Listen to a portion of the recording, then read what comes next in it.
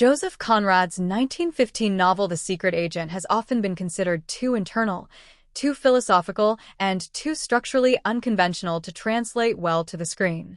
Even legendary critic Roger Ebert believed it was perhaps the least filmable novel Conrad ever wrote. Yet in 2016, the BBC proved otherwise. Nearly a decade later, this faithful and compelling three-part miniseries, now streaming on Netflix, might just be the definitive adaptation of one of literature's most elusive espionage thrillers. A forgotten gem resurfaces on Netflix. Directed by Charles McDougall and written by Tony Marchant, the 2016 version of The Secret Agent stars Toby Jones as Anton Verloc, a seedy London shopkeeper hiding a life of deception. Verloc isn't just a businessman. He's a triple agent navigating a perilous existence between anarchists, police forces, and foreign operatives. When he's tasked with carrying out a bombing at the Greenwich Observatory, the facade of his quiet domestic life begins to unravel, dragging his innocent wife Winnie, Vicky McClure, and her mentally ill brother Stevie, Charlie Hamblet, into a spiral of betrayal and violence. Despite its short run, just 3 episodes, the miniseries packs a thematic punch, balancing tension, period detail, and deeply nuanced character arcs. It's a story of espionage, but also of domestic erosion, emotional repression, and moral ambiguity, all filtered through the lens of late 19th century London. The best of 5 adaptations, yes, 5. Joseph Conrad's The Secret Agent has been adapted numerous times, but with mixed results. The BBC itself has produced 3 of the 5 major versions over a 50-year span, including the lesser-known 1967 and 1992 versions. In 1996, a feature-length film starring Bob Hoskins and Patricia Arquette attempted a more star-driven interpretation but failed to resonate. Roger Ebert gave the film a brutal 1-star review, criticizing its sluggish pace and disjointed adaptation, suggesting instead that audiences should read Victory, another Conrad novel. The 2016 miniseries stands out precisely because it avoids the pitfalls of its predecessors.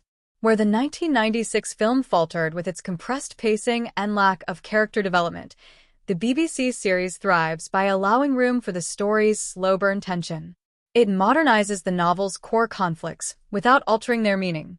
And, crucially, it reframes the source material's nonlinear storytelling into a clearer, more accessible arc for modern audiences.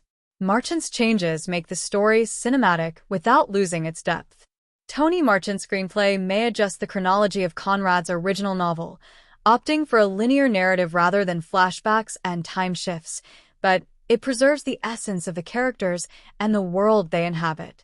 In interviews, Marchant explained that he emphasized the thriller element to give the adaptation a kinetic forward-going energy, ensuring that the moral and psychological complexities didn't get lost in literary fidelity. One notable addition is a series of invented scenes between Verloc and the professor, Ian Hart, designed to emphasize Verloc's growing desperation and isolation. These additions actually deepen the narrative, rather than diluting it, allowing viewers to fully grasp the stakes Verloc faces. The tension between law enforcement, anarchists, and secret operatives remains intact, but is heightened with stronger emotional urgency. Timeless themes in a modern context. Over a century after its publication, The Secret Agent remains unsettlingly relevant.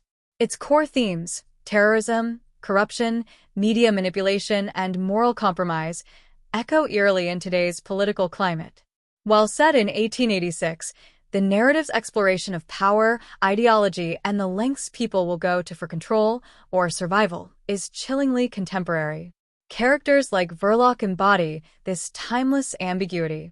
He's not a mustache-twirling villain or a tragic hero. He's something far more human, a coward driven by fear, self-interest, and an inability to take true responsibility. Winnie, meanwhile, is the heart of the story.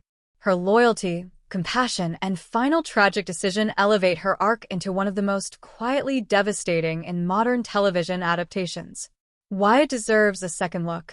Despite its initial release on BBC One to modest attention, the 2016 The Secret Agent has gone mostly overlooked in the years since.